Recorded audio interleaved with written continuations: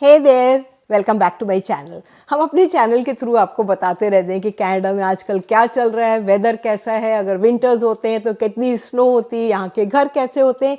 अगर आप यहाँ आना चाहते हो तो हम बहुत सारी टिप्स भी देते हैं, बहुत सारी स्ट्रैटेजीज बताते हैं, कौन कौन से प्रोग्राम्स जल्दी जल्दी आ रहे हैं तो आप अप्लाई कर सकते हो।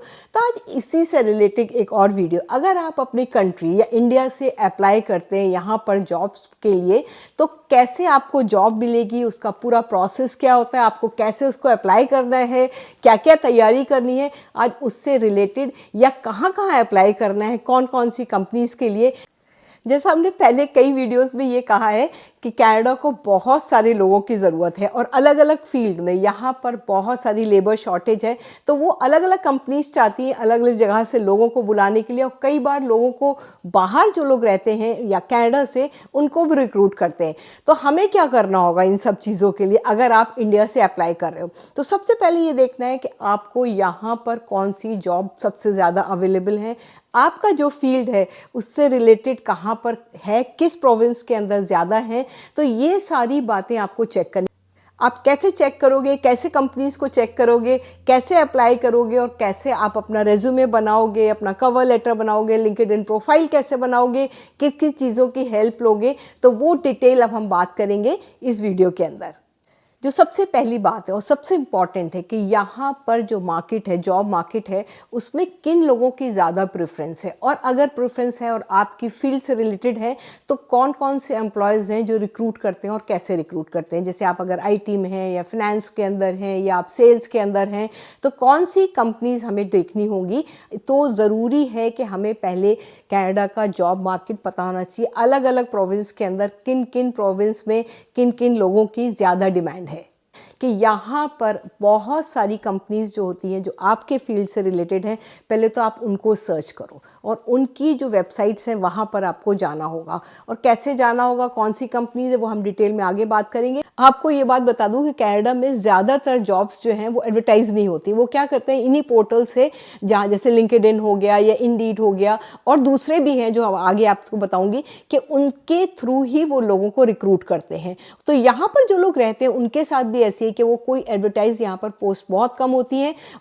सबसे इंपॉर्टेंट बात, क्योंकि इतने सारे लोग अप्लाई करते हैं तो आपका जो रेज्यूमे है वो स्ट्रांग होना चाहिए दूसरों से। तो वो कैसे होगा कि आपकी जो स्किल्स हैं, जो आपकी ऑलरेडी आप जॉब करें, उसके अलावा आपने क्या क्या किया है। कई लोग जो ऑनलाइन कोर्सेज करते रहते हैं, कई लोग जो है सर्टिफिकेट कोर्सेज करते हैं, तो वो एक्स्ट्रा चीज़ हो जाती है कि आप साइड बाय साइड अपने आप को अपडेट कर रहे हैं और अपने स्किल को आप स्ट्रांग रखते हो इन कोर्सेज के थ्रू। तो अगर आप ये एक दो कोर्सेज ऐसे करते रहें जो आपके फील्ड से रिलेटेड है तो वो आपके रेज्यूमे एक्स्ट्रा ऐड होगा। तो आपका कॉम्पिटिशन अगर दूसरे वाले कैंडिडेट्स का होगा तो एटलीस्ट आपका सिलेक्शन होगा, क्योंकि आपका ऑलरेडी ये चीज़ बहुत स्ट्रांग है आपके फील्ड में। अब हम दूसरी बात करेंगे। जब हमने कुछ कोर्सेज कर लिया, अपना स्ट्रॉन्ग जो स्किल्स हैं उनको स्ट्रॉन्ग कर लिया, तो अब दूसरी बात आ जाती है हमारा रेज्यूमे।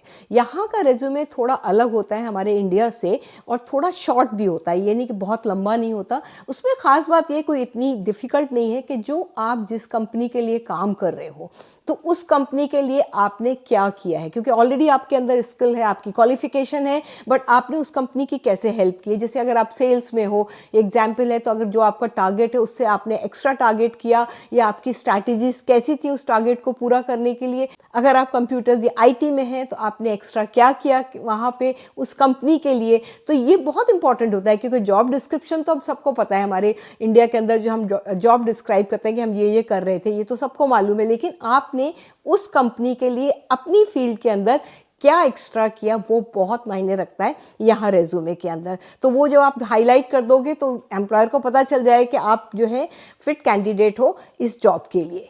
अगर आपका जॉब में 1 ईयर या 2 ईयर्स का एक्सपीरियंस है तो जो रेज्यूमे है वो 1 पेज से ज़्यादा नहीं होता, इतने ही देना होता है शॉर्ट, और कुछ ऐसी हाईलाइट वर्ड्स जो कीवर्ड्स होते हैं वो क्लियर्स बता देती है कि आपने ये क्या किया है। और अगर आपको बहुत एक्सपीरियंस है तो 2 पेजेस, इससे ज़्यादा का रेज्यूमे यहाँ पर नहीं होता है। तो वो हमें पता चल जाता है कि हमें क्या क्या चीज़ें अपनी हाईलाइट करनी है और किस फील्ड में करनी है और हमारा क्या स्पेशलाइजेशन है, तो वो चीज़ आप उसको ज़्यादा हाईलाइट करके रेज्यूमे प्रेजेंट करिए। तो ट्राई कीजिए बहुत सारा टाइम जो है अपना रेज्यूमे में लगाइए, अलग अलग लोगों के रेज्यूमे ट्राई कीजिए, देखिए, इंटरनेट पर सर्च कीजिए, ताकि वो इतना स्ट्रांग लगे कि अगर दूसरे कैंडिडेट से कंपेयर किया जाए तो आपको प्रेफरेंस दी जाए। रेज्यूमे की तो बात होगी, तो अब हम कवर लेटर कैसे बनाएं? तो ये बहुत क्लियर है कि जो जॉब के लिए आप अप्लाई कर रहे हो उसके अंदर आपको बताना पड़ेगा उस कवर लेटर में कि आप इस कंपनी को कैसे हेल्प कर सकते हो और आप कैसे फिट हो इस जॉब के लिए।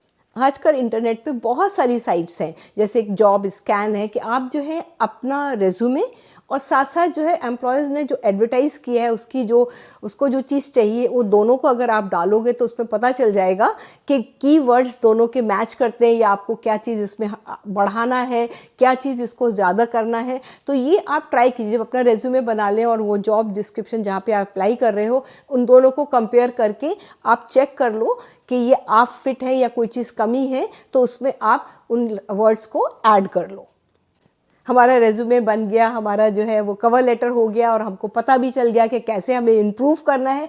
थोड़ा सा कनाडा में आपको अपने फील्ड से रिलेटेड नेटवर्किंग रखनी होगी, क्योंकि जो लिंक्डइन में कई कंपनीज़ होती हैं, उनके कई एम्प्लॉयज़ होते हैं, आप उनसे कनेक्ट कर सकते हो ताकि आपको मालूम होगा कि यहाँ पर जो कंपनीज़ होती हैं वहाँ के जो लोग हैं वो कैसा उनका प्रोफाइल है। वो और कई लोग तो कई चीज़ें लिखते रहते हैं, तो आपको मालूम हो जाएगा कि यहाँ पर कैसे काम होता है, क्या होता है, कैसे लोगों की थिंकिंग है। ये बहुत ज़रूरी है क्योंकि हमें दूसरे लोगों के साथ compete भी करना है, हमें उसमें बेटर भी होना है। तो जब तक आपका यहाँ का कनाडा का फील आता रहेगा कंपनीज़ का, तो आप बहुत ज़्यादा अपडेट रहेंगे और अपना आप रेज्यूमे बहुत अच्छा प्रेजेंट कर सकते हो। ऐसा मैंने पहले कहा है कि यहाँ पर कनाडा में कई जॉब्स जो हैं वो एडवर्टाइज नहीं होती हैं, तो कई लोग जो हैं वो यहाँ लिंक्डइन प्रोफाइल से लोगों का सारा प्रोफाइल लेकर उनको कॉल कर लेते हैं। तो आपको रेज्यूमे और ये सब चीज़ों के अलावा अपना लिंक्डइन प्रोफाइल को भी बहुत अपडेट रखना होगा और आपको ये चीज़ बहुत क्लियर वहाँ पे करनी होगी कि जो आप लिख रहे हो वो आपको प्रेजेंट करे कि आपकी क्या क्वालिफिकेशन है, आपकी क्या स्किल्स हैं।